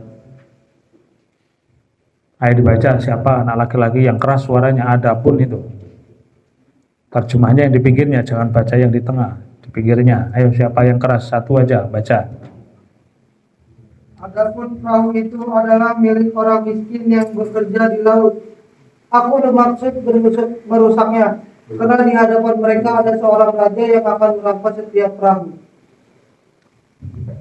Nah, adapun perahu itu adalah miliknya orang miskin. Berarti perahu yang dirusak tadi itu bukan miliknya Nabi Khidir, miliknya orang miskin yang bekerja di laut. Jadi perahu-perahu yang aku lubangi tadi itu perahu miliknya orang miskin yang kerja di laut. Aku bermaksud merusaknya, memang merusaknya itu memang mauku. Aku bermaksud merusaknya. Tapi ingat, ini yang paling penting. Karena di hadapan mereka ada seorang raja yang akan merampas setiap perahu yang utuh. Jadi dikasih tahu sama Nabi Khidir, Musa, ini perahu yang aku lubangin tadi itu miliknya orang miskin. Aku lubangin, yang miliknya orang miskin aku lubangin, yang miliknya orang miskin aku lubangin, yang enggak miliknya orang miskin enggak aku lubangin. Aku biarin aja utuh. Sampai beberapa yang lubang-lubang itu semuanya miliknya orang miskin semua, yang utuh itu bukan, miliknya orang kaya-kaya. Setelah aku lubangin ini saya, besok-besok ini ada raja yang datang. Raja ini kejam, dia suka ngerampas. Kira-kira kalau raja ngerampas, kira-kira milih yang utuh apa yang sudah lubang-lubang? Kalau ada yang lubang-lubang dirampas itu apa maunya dirampas? Wong lubang ya enggak? Ya kayak misalkan penjahat. Kira-kira yang diambil motor utuh apa motor bannya udah pada enggak ada? Ya utuh, ya enggak?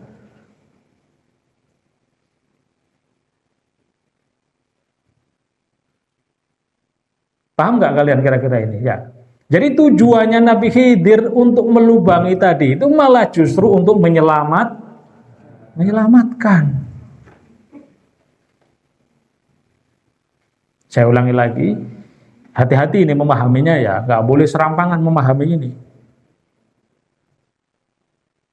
Nabi Khidir itu memang secara nyata ngelubangin, tapi hakikatnya sebenarnya untuk menyelamatkan perahu itu biar tidak dijarah dan diambil sama raja yang zalim tadi. Lebih baik mana sekarang? Menambal yang lubang-lubang sama kehilangan perahu. Ya kan? Kayak tadi motor diambil bannya 2. Iya memang zahirnya motor bannya 2 hilang, tapi selamat kagak dirampok ya. Mending yang satunya malah hilang semuanya, motornya semuanya hilang semua. Kalau bannya tenang, disimpan di pojok, dipasang lagi kan bisa. Ya kalau lubang tadi itu, ingat Nabi Musa, lubang tadi itu ya memang dilubangin, tapi pecahan-pecahnya tadi disimpan. Ntar kalau sudah selesai, orang-orang pada datang, perahu saya hilang, perahu saya selamat. Tapi ada lubangnya. Gara-gara lubang inilah akhirnya selamat. Jadi kadang keselamatan itu didatangkan oleh Allah melalui cara yang unik, cara yang di luar nalar manusia. Ya, kamu masih ingat nggak dulu di Sumatera, Aceh ada tsunami. Di sana ada anak kecil. Selamat gara-gara kayu kecil dia, pegangan kayu begini. Dia terombang-ambing sampai berhari-hari, kemudian anak itu selamat. Tertumpuk-tumpuk kayu di atasnya, tapi dia selamat di bawah tumpukan kayu tadi. Dia selamatnya pakai acara yang di luar nalar, pakai ada kayu kecil, dan dia kebetulan pakai kaosnya negara Portugal. Lu aneh kan? Ini memang seusia kalian nggak ada yang tahu memang kejadian itu ya. Dulu di Aceh itu ada namanya tsunami. Tsunami itu air laut tiba-tiba naik ke atas gara-gara gempa di tengah laut, air naik. Jangan kamu anggap air naik itu semeter 2 meter, paling kecil itu setinggi pohon kelapa itu. Lalu rumah digulung pakai ombak satu kelapa itu ya, tingginya 1 meter, ya habis. Kamu renang, jangan kamu bilang renang. Wong ombaknya itu larinya hampir 100 km per jam, kamu lari kemana? Banyak orang, tinggal kepalanya doang, badannya doang hancur banyak. Karena apa? Digulung oleh ombak tadi itu. Habis semua. Tapi ini anak kecil selamat, gara-gara dia pakai kayu kecil, dia pegangan begini ini, terus dia ketumpuk sama kayu-kayu di atasnya, pas dibuka dia selamat, pakai kaosnya Portugal. Pas difoto, nyebar ke seluruh dunia, datanglah Ronaldo. Ya bener, Ronaldo datang itu, ya kan? Ini bener ini, cerita nyata. Kadang Allah memberikan keselamatan dari hal yang unik ya. Ronaldo datang akhirnya, dibawa sekarang ke Ronaldo jadi anak angkatnya di Portugal sana dia.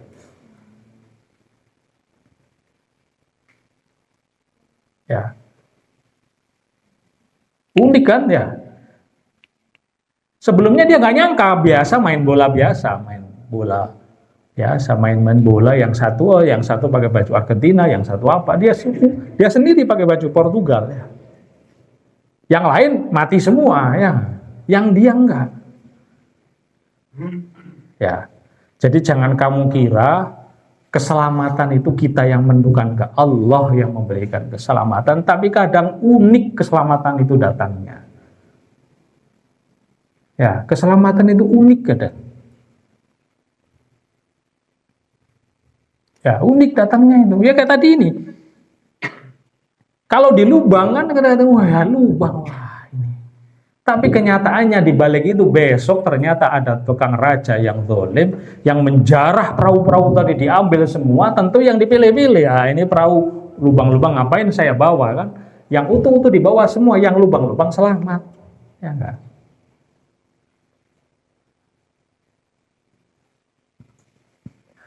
Terus ada dulu teman saya punya teman dulu, tanya sama saya, berarti kira-kira kalau orang punya ilmu begini ini, boleh nggak dia melukai orang lain? Saya nggak bisa jawab, makanya saya datang rame-rame ke tempat guru saya, almarhum Pak Azizi ketika itu. Kata Pak Azizi, ya kalau orangnya betul-betul billadunna ilma, seperti Nabi Khidir, boleh. Apa maksudnya? Kalau memang orang-orang itu benar nabi dan rasul yang diberikan ilmu langsung dari Allah, boleh. Tapi masalahnya tadi saya mengatakan di awal, nabi terakhir adalah nabi. Boleh nggak ada nabi setelah kanjeng Nabi? Berarti boleh nggak melubangi tadi? Ya nggak boleh. Berarti kalau ada hari ini orang ngaku-ngaku, saya dapat ilmu dari Allah, ini rumah ini saya bakar, boleh nggak? Nggak boleh. Wah, kalau begitu ada orang ngaku-ngaku nantinya, kan ya? Nggak boleh. Jadi apa yang dilakukan oleh Nabi Khidir memang lohirnya adalah merusak, tapi untuk menyelamatkan. Ini berarti Nabi Khidir membawa ilmu hikmah.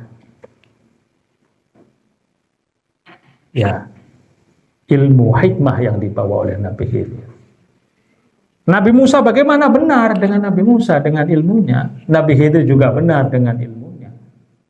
Sudut pandangnya yang berbeda.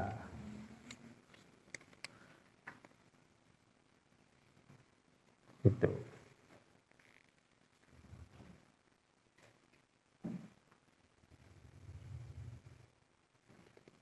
Contohnya apa zaman sekarang? Contohnya zaman sekarang begini. Saya ingin mengajak kalian biar rasional gini. Kalau dirasionalkan gini, kira-kira begini. Kalau kira-kira kalian naik motor pakai helm, risih nggak kepala? Risih nggak? Secara pandangan pribadi, naik motor pakai helm itu nyaman nggak?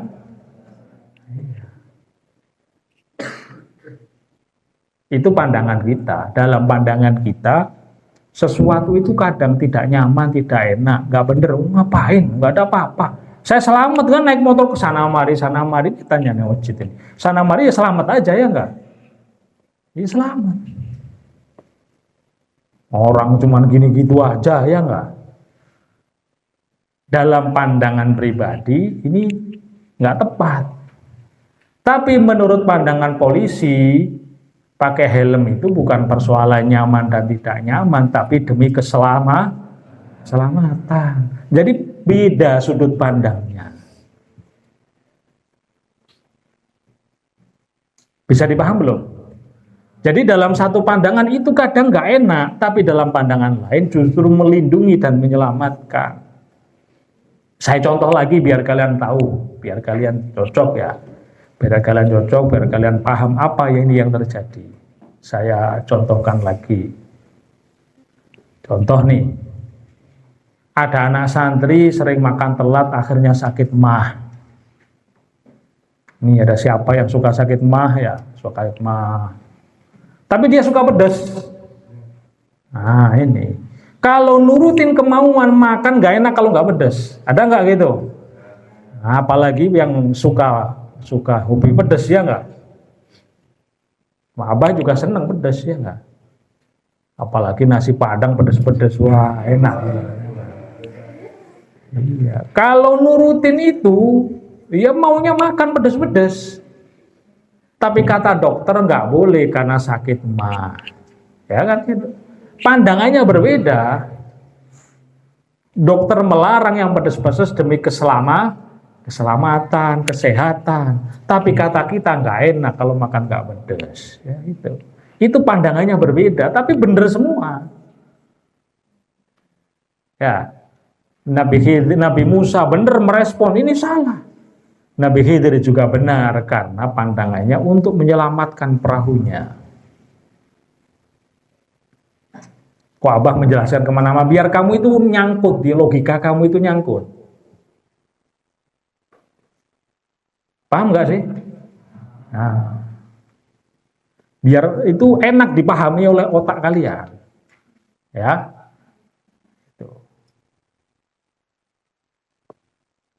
Dah, lanjut. Wa ammal ghulamu fakana abawahu mu'minaini fakhoshina ayyurhiqahuma tughyanan wa kufra.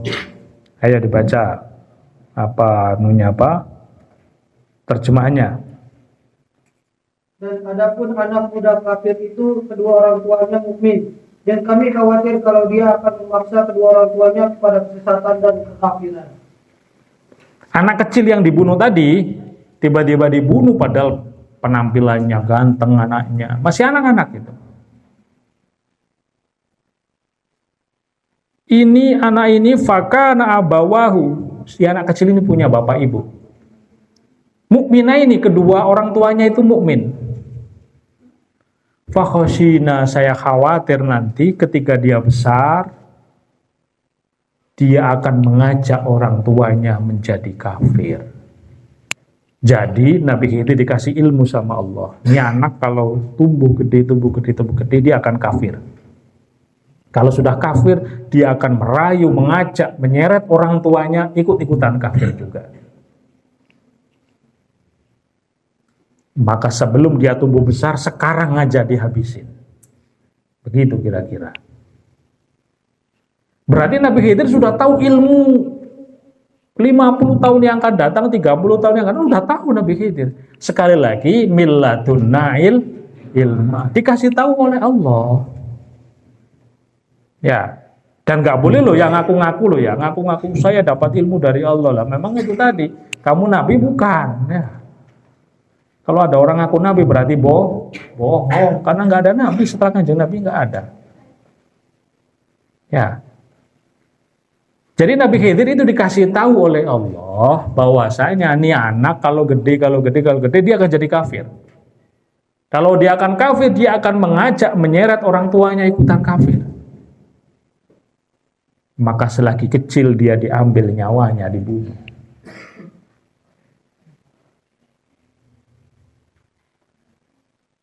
Kalau ada anak kecil kemudian meninggal dunia, maka dia akan masuk surga. Itu nanti di surga akan menjadi pelayan surga yang digiring oleh Nabiullah Ibrahim alaihissalam nantinya. Ya, itu. Tapi ini nggak boleh kalian ikut-ikutan loh ya. Karena tadi Nabi Khidir itu punya ilmu milladunna dari Allah. Nggak boleh ini coba-coba, wah saya mau ikut-ikutan Nabi Khidir saja. Nggak boleh. Ya.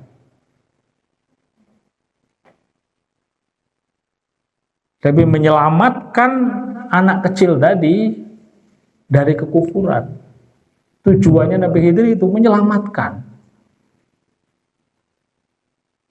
Makanya ini akhirnya diambil fikih oleh imam-imam kita. Kalau ada orang potensi kuat, tapi nggak jauh-jauh amat, sudah potensi kuat mau melakukan maksiat, kita boleh mencegahnya. Contoh, ada orang ngedap-ngedap malam-malam, diem di belakang rumah mau congkel-congkel pintu. Kamu nggak usah nunggu dia maling ya. Udah mau ngedap-ngedap itu berarti tanda-tanda kuat dia akan melakukan perbuatan maksiat. Ini sudah potensi kuat orangnya mau melakukan maksiat. Ya langsung dicegah boleh. Boleh dicegah dia. Ya. Cuman sebatas itu. Ya, cuman sebatas itu. Kalau masih cuman malingnya 50 tahun lagi ya nggak boleh sekarang, nggak boleh. Kalau orangnya sudah dalam proses menuju maksiat, dicegah boleh.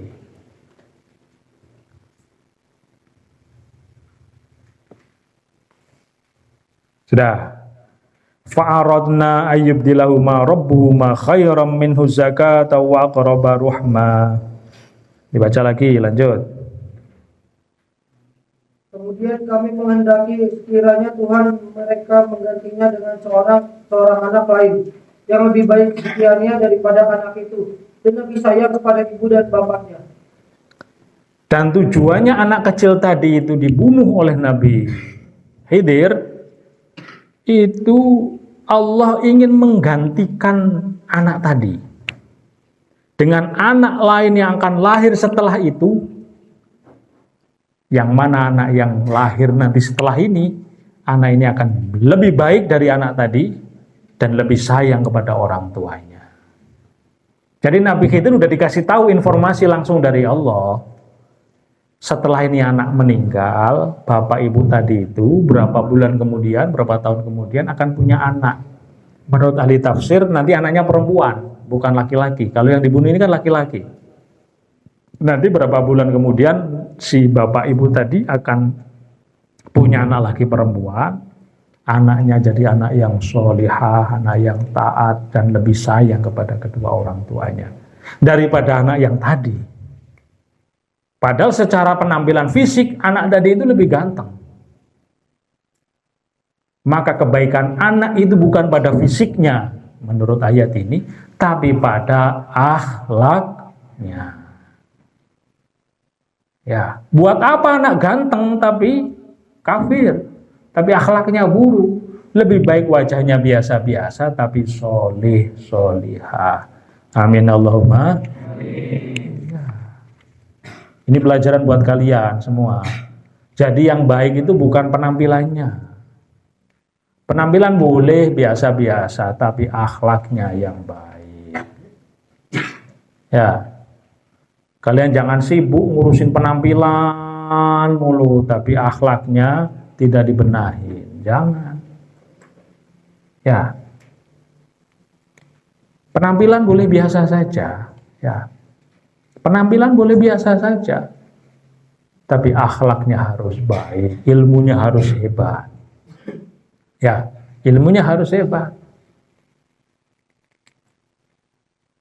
Ya, penampilan boleh biasa saja.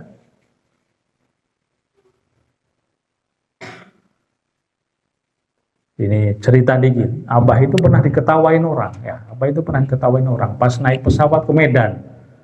Nah ini sama orang Medan, Abah itu diketawain sama orang Medan. Begitu turun di pesawat di Bandara Kuala Namu, ya, itu ditanya, Bapak mau acara keagamaan di mana? Bapak mau tahlil di mana katanya? Karena Abah sarungan, pakai sarung, ya, dikiranya Abah mau tahlilan. Ya. Nah, kebangetan orang Medan, ya.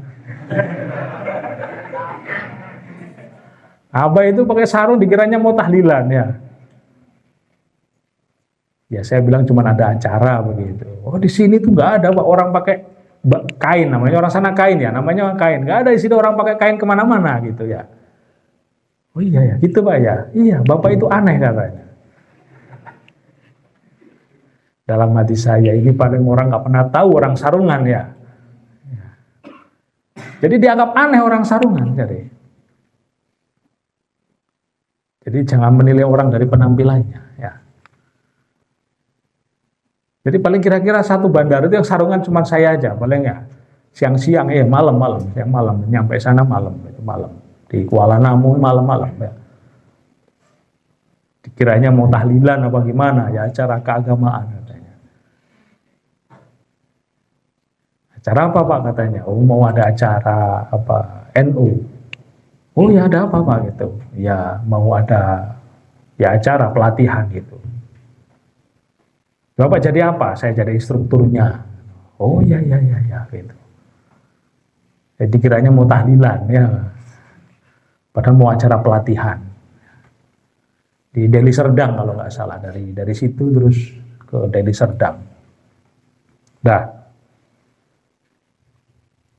Jadi itu, balik lagi ke sini. Jadi penampilan itu ya penting, tapi yang paling penting adalah akhlaknya. Makanya ini diganti sama Allah. Ini anak penampilannya bagus, wajahnya ganteng, wah calonnya ntar jadi orang terkenal ya, viral, orangnya ganteng. Diganti sama Allah udah. Diganti sama Allah jadi perempuan, anaknya solihah, baik, bakti sama orang tuanya. Ya, tujuannya sekali lagi Nabi Khidir untuk menyelamatkan. Dah, menyelamatkan orang tuanya juga tentunya ya. Dah, lanjut.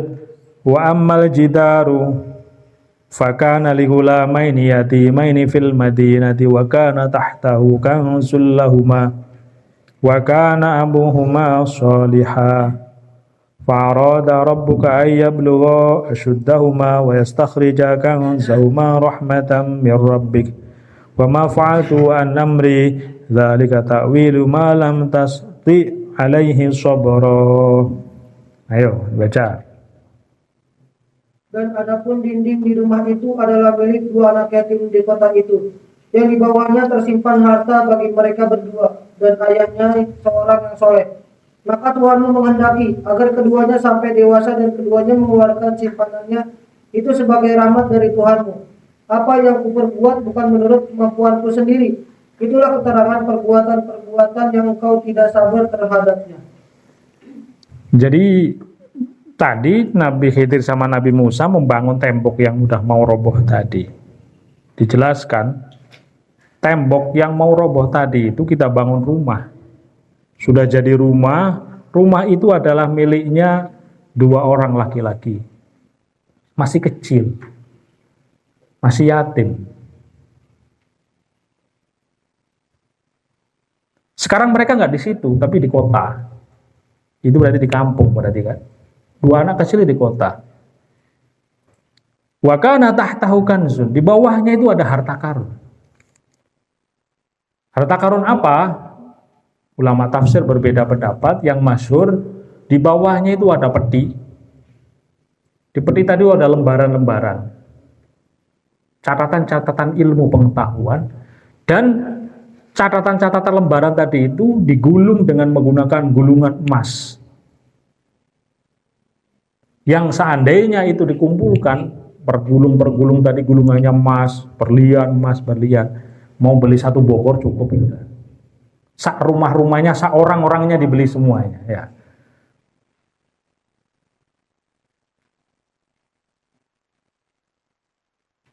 Jadi Nabi Khidir itu ingin menyiapkan generasi. Ini anak ini masih kecil, nih generasinya antar kuala ini itu sudah besar. Anak itu akan kembali ke kampung itu dan menemui bangunan itu masih utuh. Dan ketika utuh, dia akan menemukan di bawahnya, nggak sengaja menemukan harta karun tadi.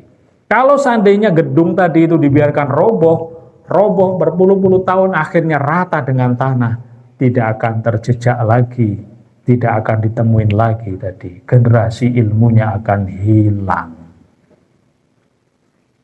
Jadi sebenarnya Nabi Khidir ingin menyelamatkan generasi tadi.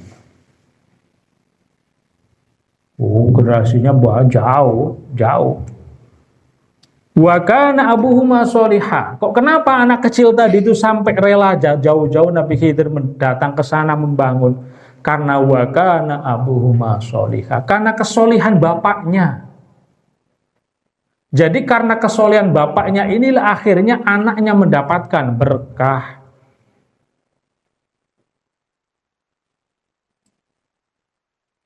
Jadi kalau kalian, ya anak santri semua ini, ingin mewarisi keberkahan kepada anak kalian nanti, hari ini kalian harus jadi anak yang solih. Otomatis itu sudah akan diwariskan kepada anak-anak kalian. Keberkahan itu. Nah kalau sekarang kalian gak mau jadi anak solih, mondok gak mau, atau mondok cuma gak tamat, gak selesai, ya mana mungkin kalian nanti akan dapat keberkahan anak-anak kalian. Kalian hari ini mungkin di sini karena keberkahan orang tua kalian, karena doa-doa orang tua kalian. Kalau sekarang kalian tidak berdoa, tidak sungguh-sungguh, tidak anak solih, gimana anak kalian nanti? Ya.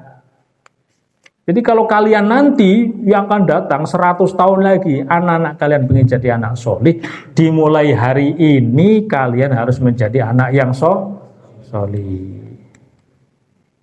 Jadi harus disiapkan jauh-jauh hari. Ya.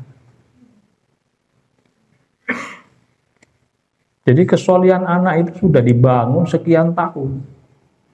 Ya. Fa'arada rabbuka ayyablughu ashuddahuma. Tuhan kamu ingin agar nih anak berkembang jadi besar, wa yastakhrija kanzahuma. Dia akan bisa menemukan harta karun tadi, rahmatan min rabbik, sebagai kasih sayang Allah kepada dua orang anak tadi. Wa ma fa'altu an amri, saya melakukan ini bukan karena kemauan saya, tapi karena dapat ilmu dari Allah.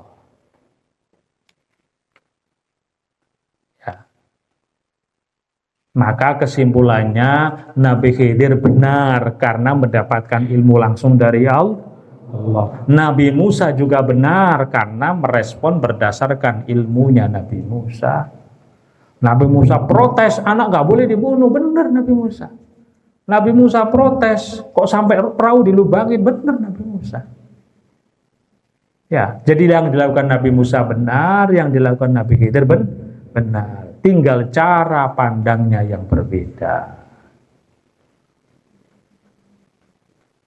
Terakhir, mungkin saja kalian pertama kali di pesantren kan kamu protes. Mungkin ada, tapi abah nggak pernah.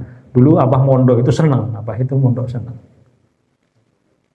Ya, tapi mungkin ada kalian, salah satu kalian di pesantren ini malah protes. Bapak gimana, ibu gimana, saya malah dijauh-jauhin, saya malah disuruh mondok, gak enak di sini. Protes begitu. Ya. Ada yang protes begitu. Tapi orang tua melakukan itu demi nanti di masa yang akan datang kalian jadi anak-anak yang soleh dan solihah.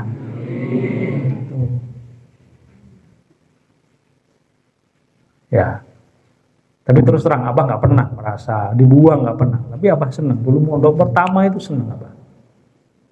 Ya. Sekarang gimana kalau masih ada yang protes dirubah? Senang mondok. Ya. Harus dirubah. Saya senang mondok. Ya. Saya beruntung saya pesantren. Wah, kalau Abah dulu nggak pesantren ya nggak kesini ya. Nggak bisa ke Medan tadi, nggak bisa pakai sarung ya. Iya. Nggak bisa pakai sarung, naik pesawat ke Medan ya. Tuh. Ya, jadi hikmahnya cerita ini jangan menilai sesuatu secara cepat ya. Sementara kelihatannya begitu, tapi hikmahnya luar biasa. Banyak dulu teman-teman Abah yang di pesantren kayak bukan siapa-siapa. Kayak bukan siapa-siapa, tiap hari tidur gak jelas gitu. Sering gak punya uang di pesantren, sering lapar, makan cuma sekali kadang. Iya, kalau di sini kalian enak kan, makan MBG, makan apa-apa enak. Dulu Abah kalau memang gak masak ya gak makan, karena dulu zaman dulu masak. Terus kalau gak punya uang ya gak makan, karena gak ada kos zaman dulu. Ada itu baru-baru akhir itu ada. Ya. Tapi dari anak-anak yang dulu kayak begitu, sekarang jadi luar biasa. Ya. Itulah hikmah cerita pertemuan ini. Cerita ini luar biasa ditulis dalam Al-Quran, pertemuan ini. Ya. Semoga ini semua menjadi ilmu yang manfaat dan barokah untuk kita semuanya. Dah. Wallahu a'lam bishawab. Rabbi yassirli ya